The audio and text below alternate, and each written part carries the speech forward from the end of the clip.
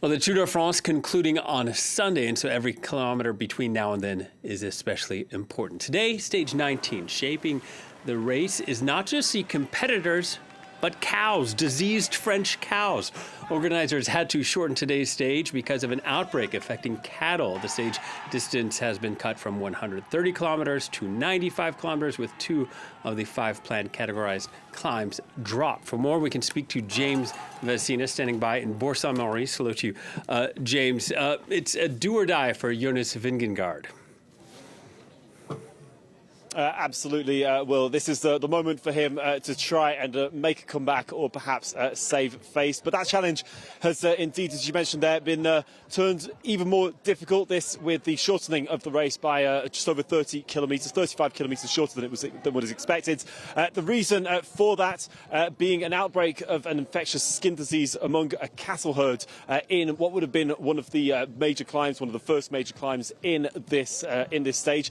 The words from the organisers is that the cattle are going to have to be killed because of that disease, and they don't want to actually cause any further distress to the farmers because of what is happening to their cows who will be killed due to that. Now, that's the words from the officials. There's actually been a lot of support that we've seen on the way here. Some people with their banners saying they supported the farmers, that they shouldn't have to, for such a reason, have to kill their cows because of that.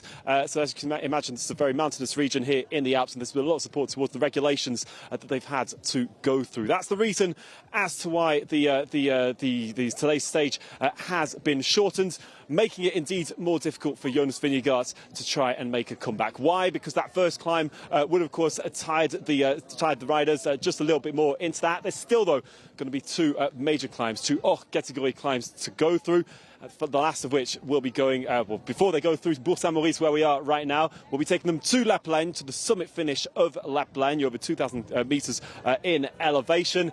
And that'll perhaps be the chance for Jonas Vingegaard to try and maybe not catch up any of much time that he has lost on Pogačar, given what Pogačar was able to show yesterday, and how Vingegaard and his Visma team simply were unable to take anything back from him, but to perhaps launch an attack and try and save a bit of face in this Tour de France, which has been largely dominated by Tadej Pogačar. We'll see how things go. For now, though, as you can see here, crowds in Bour Saint Maurice preparing for the arrival of the caravan which hands out many free goodies ahead of the riders who will be coming through here all the way to La Plagne tonight.